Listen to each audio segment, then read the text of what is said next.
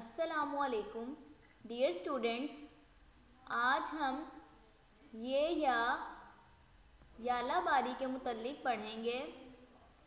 जब रे बना देंगे और रे के ऊपर 3 डॉट्स या 3 नुक्ते लगा देंगे तो ये बन जाएगा ये याला बारी, ये याला बारी।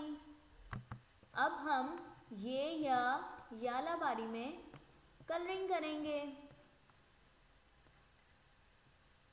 यहाँ पर है बादल, जिनको इंग्लिश में कहते हैं क्लाउड्स। इंग्लिश में कहते हैं बादलों को क्लाउड्स। अब हमने इन क्लाउड्स में कलरिंग करनी है। यहाँ पर आपने करना है ब्लू कलर। पहले इसकी बाउंड्रीज बनाएंगे।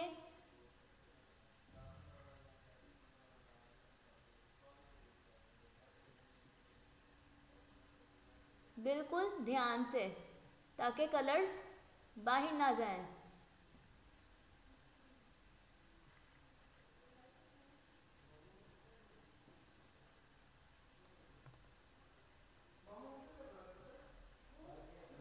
फिर इसके अंदर ऐसे कलरिंग कर देंगे।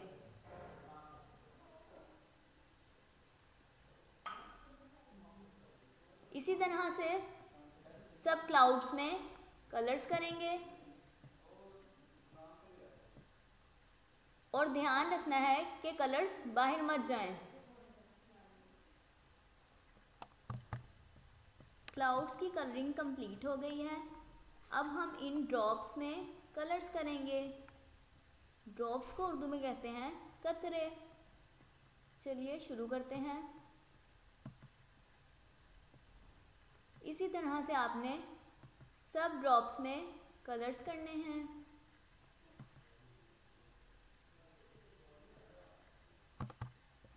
बच्चों, इसी तरह से आपने भी कलरिंग करनी है।